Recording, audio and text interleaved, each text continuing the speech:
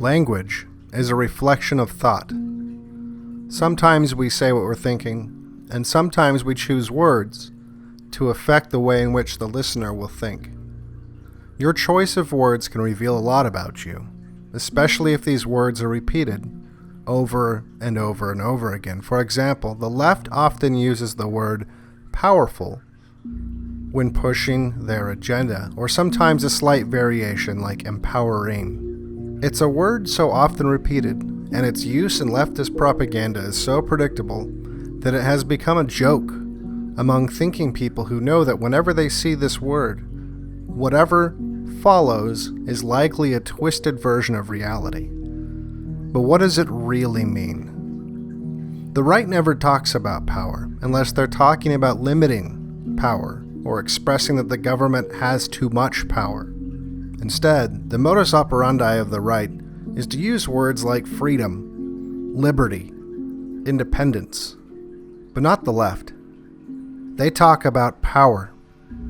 They speak of power because, unlike the right, freedom is not their focus. It's not their goal. It's not even desirable. It is in complete opposition to what they seek. And what they seek is power. It's not just the obviously power-hungry leftist elite that want power over your country, power over your data, power over your money, power over your voice. But even the lowest of the low in the leftist hierarchy, what they all want, what they all must have, what they all obsess about, is power. That's why leftist propaganda promises power. They wouldn't sell it if they thought their followers wouldn't buy it. But they do buy it. They buy into the lie that if you support their agenda, they will be empowered. Destruction of the family is powerful. Destruction of culture is powerful. The confiscation of rights and liberties is powerful. They don't want the freedom to act and think differently. They want the power to force you to act and think as they do. Because like the drunken alcoholic who becomes enraged when you turn down a drink, they hate you for it. They hate that you won't join them in their misery and their degeneracy. They hate it because deep down, underneath all the programming and mental gymnastics, they know what they're doing is wrong. Just as the drunk knows and reacts with anger to hide their shame, they know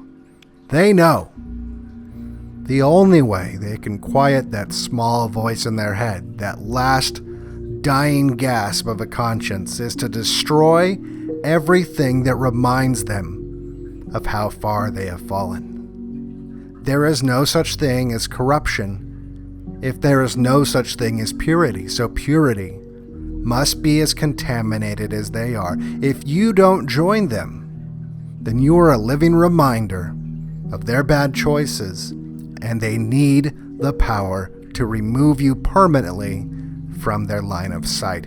Even if we were to ignore these clues left behind in their language, their behavior is an even better demonstration of this lust. I'm not even talking about the way they threaten venues to have speakers shut down. And I'm sure we're all familiar with the tactics they use to deplatform their opposition. They use force against ideas they dare not engage with intellectually, because that voice in their head knows they are wrong. Sometimes this need for power manifests itself in the darkest of ways. From the lowest rungs of their power structure all the way to the top, we see headline after headline documenting their condition.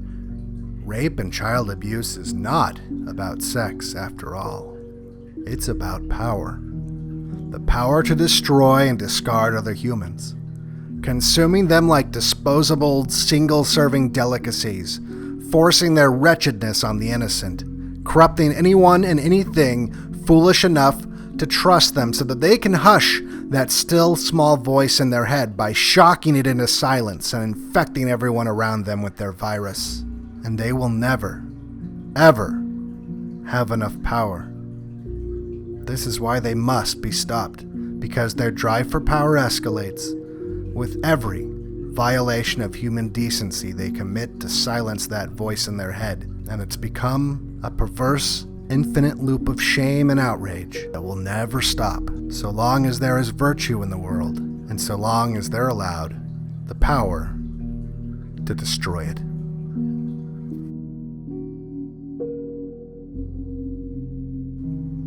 If you like my videos, make sure you like and subscribe. If you'd like to become a patron, you can go to patreon.com/BlackPilled. Also, you can donate to the crypto addresses below.